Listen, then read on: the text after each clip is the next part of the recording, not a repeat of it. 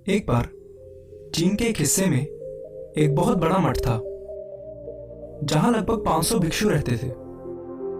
वो सभी अपने गुरु के मार्गदर्शन में खुद को जानने का अभ्यास कर रहे थे।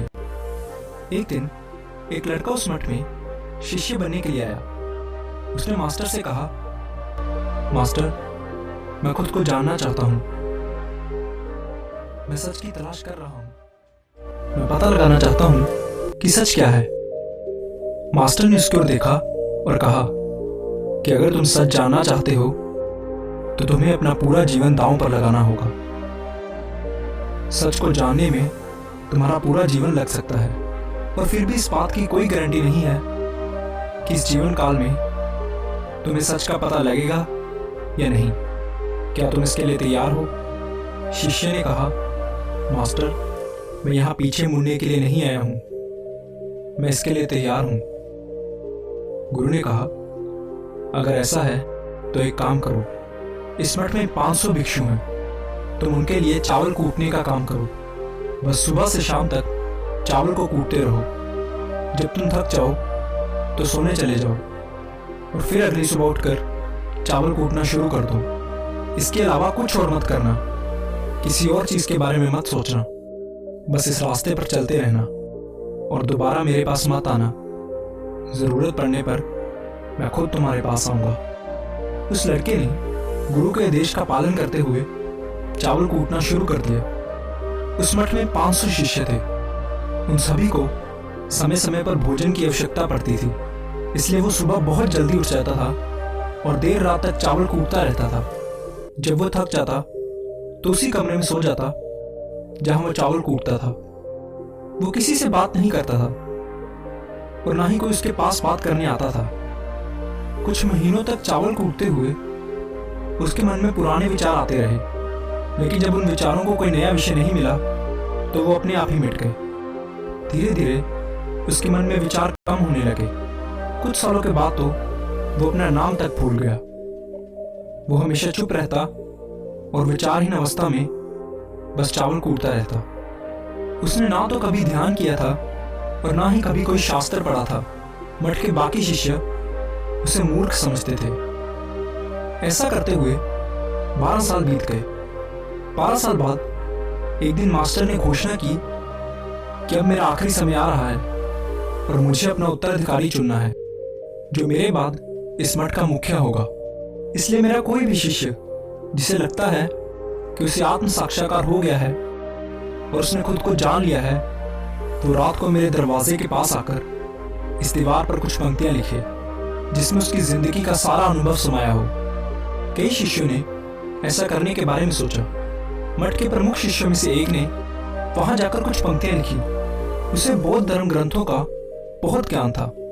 सभी शिष्यों को लगता था कि वो इस मठ का उत्तराधिकारी बन सकता है। उसने लिखा था कि मन एक दर्पण की तरह है जिस पर विचारों और इच्छाओं की धूल जमा हो जाती है। इस धूल को हटाने के लिए ही ध्यान है। जिसकी धूल हट जाती है और मन का दर्पण साफ हो जाता है, वो मोक्ष को प्राप्त कर लेता है। अगली सुबह जब मास्टर उठे और उन्होंने इन पंक्तियों को देखा तो उन्हें बहुत गुस्सा आया और उन्होंने कहा कि किस बेवकूफ ने ये सब कचरा मेरी दीवार पर लिखा है। वो शिष्य जिसने ये लिखा था वो चुप रहा। हालांकि उसने जो पंक्तियां लिखी थी वो ज्ञान से भरी थी, लेकिन ये सब किताबी ज्ञान था। वो शिष्य बहुत चालाक था। उसने पंक्तियां लिखी लेकिन नीचे अपने हस्ताक्षर नहीं किए, क्योंकि वो स्वयं इसके बारे में निश्चित नहीं था कि ये सही है या नहीं। क्योंकि उसे आत्म साक्षात्कार नहीं हुआ था, गुरु ने इन पंक्तियों को पूरी तरह से खारिज कर दिया। ये देखकर सभी हैरान रह गए। ये घटना पूरे मठ में चर्चा का विषय बन गई। इस विषय पर बात करते हुए 2 शिष्य उस शिष्य के पास से गुजरे जो 12 साल पहले यहाँ आया था और दिन रात बस चावल कूटता रहता था। दोनों की चर्चा सुनकर वो धीरे से हंस पड़ा। दोनों शिष्यों ने उससे पूछा कि तुम क्यों हंस रहे हो?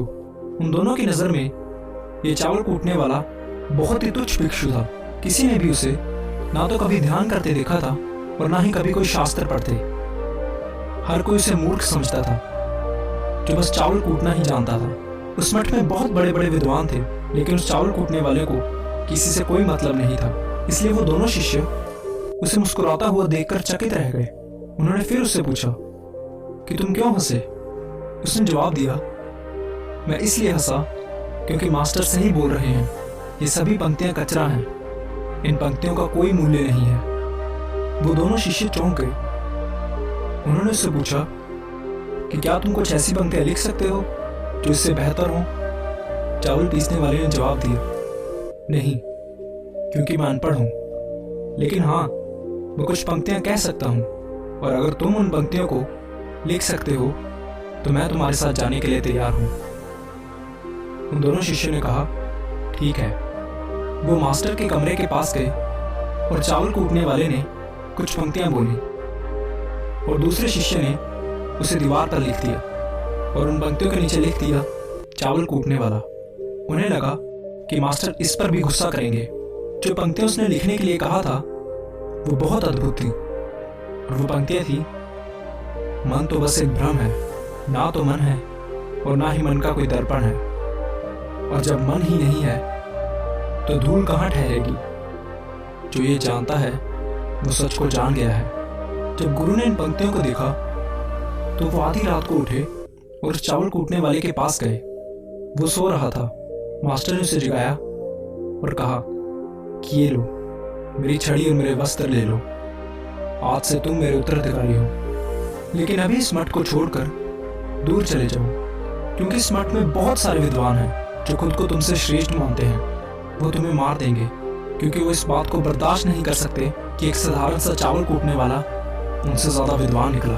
तुम्हें वो सारा ज्ञान हो गया है जो मुझे है, और तुम्हें ये केवल चावल कूटते कूटते हुआ है। और मुझे पता है कि तुम जहां भी जाओगे लोग तुम्हारे पास आने लगेंगे, क्योंकि जब कोई फूल खिलता है तो उसकी महक हर तरफ फैलने लगती है। उसने अपने गुरु के पैर छुए और रात को ही वहां से चला गया। अगर हम अपनी जिंदगी में देखें तो पाएंगे कि बहुत से लोग सोचते हैं कि ध्यान केवल एक जगह बैठकर आंखें बंद कर ही किया जा सकता है, लेकिन हकीकत में ऐसा नहीं है। ध्यान तो चलते चलते भी किया जा सकता है, या अपना कुछ काम करते हुए भी ध्यान किया जा सकता है। असल में ध्यान का मतलब ये है कि आप जो भी काम कर रहे हैं उसे इतनी शिद्दत से करें कि आपको अपने शरीर का ख्याल भी ना रहे। बिल्कुल उस चावल पीसने वाले की तरह, जो चावल कूटने में इतना मगन हो गया कि उसे खुद का कुछ ख्याल ही नहीं रहा। चावल कूटते हुए ही उसने आत्म साक्षात्कार प्राप्त कर लिया। इसी तरह ज़ेन का अर्थ है हर समय वर्तमान में रहना और कुछ नहीं सोचना, क्योंकि मन तब तक ही है जब तक विचार है।